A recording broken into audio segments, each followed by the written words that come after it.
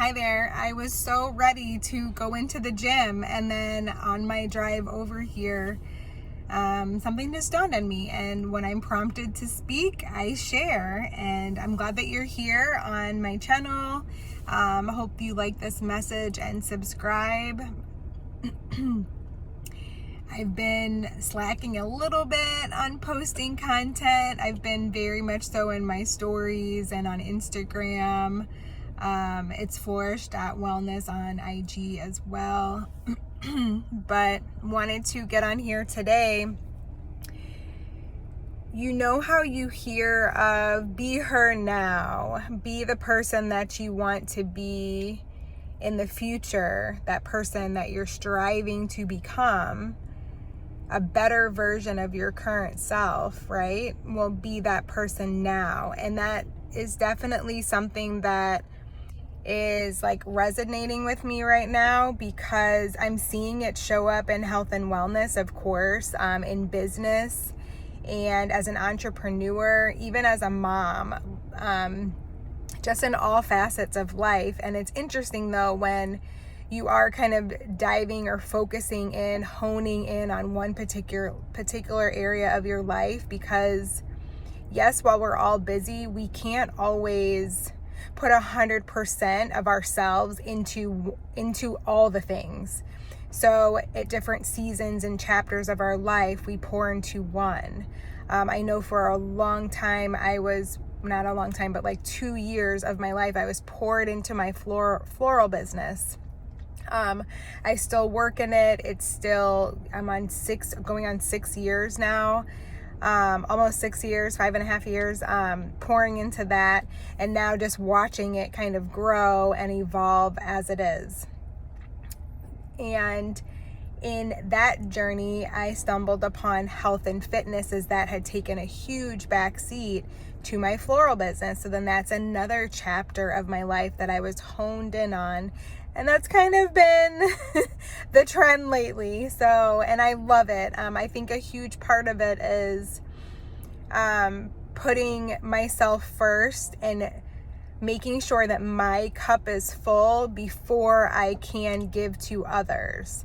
In my life, in my family, giving to others, my priority is giving to my children.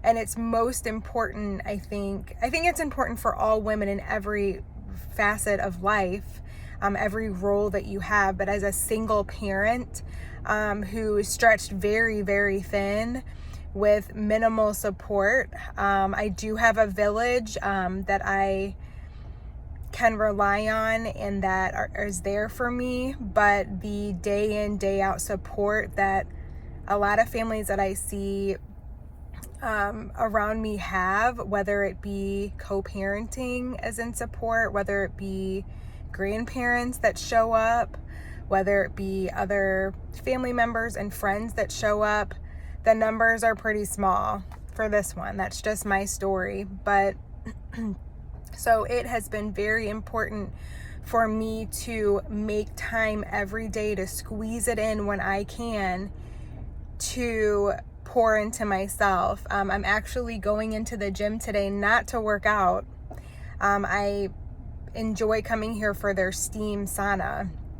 And that is a moment where I can just sit, either focus on my breathing, so I'm continuing to pour into myself, or I can read a book. And then also it makes me sweat a lot, so I'm hydrating. So it's a killing a lot of birds with one stone. So go back to where I started with be her now. Even though I'll use the analogy of weight loss, because it's something that all of us, it's funny, actually at the gym, I was having a consultation with one of the personal trainers. Actually, she was one of the managers at the gym, and she said, like, what are your goals? And I was just like, well, it's always something, right? It's always changing, because fitness is a lifelong journey. And she said, yeah, girl, like they say in Mean Girls, like, you always want to lose 3 pounds and that's just consistent. It's kind of like that. It doesn't have to be related to weight and loss, but there's just always something you're striving to achieve. But we'll use weight loss as the example here. So if you are, let's just say, 200 pounds and your goal is to weigh, I don't know, 130. So you've got 70 pounds to lose, right? One of the first things to do is, instead of just like tackling that 30, is to assess what that person is going to look like at 130 pounds. What do they do in their day? And that is what you need to implement in your 200 pound life to get there. So some examples of that would be, when you're assessing your macros, your protein intake would be 130 grams, not 200 to stay where you're at, right? It would be the 130. If you, let's see, so eating wise, calorie wise, you're not eating for the 200 pound person who has excess fat, most likely. You are eating to be the 130 pound muscle, right? Built muscular version of yourself. So you need to adjust your macros and your eating according to that.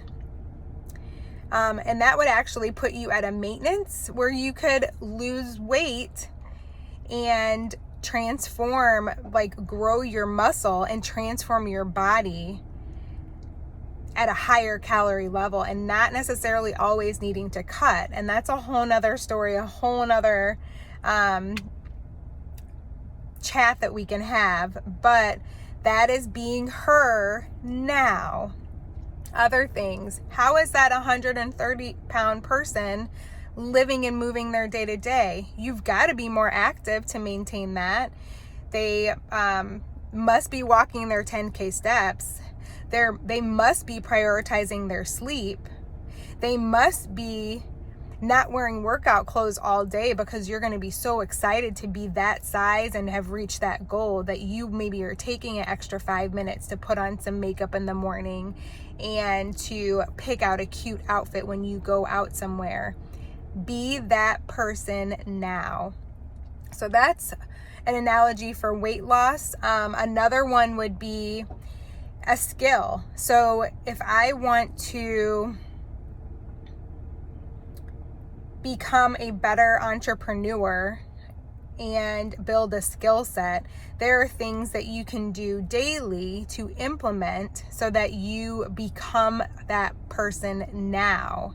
And then by the end of that journey, when you start checking off all those boxes, when you are reading about entrepreneurship, when you are reading about the business that you want to dive into, when you are focused on your audience and how to communicate to them, when you are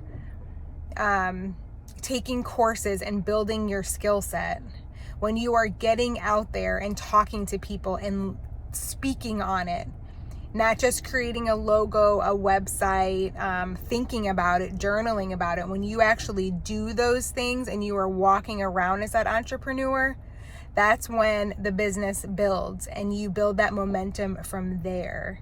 So be her now. Be that entrepreneur today. If that's what you're choosing to do, do it today. If you're choosing to be that 130 pound person, do that today. And that translates to everything. You want to be a marathon runner. Train today like you're going to, I don't know, do the marathon. I've yet to do one, actually. I want to one day.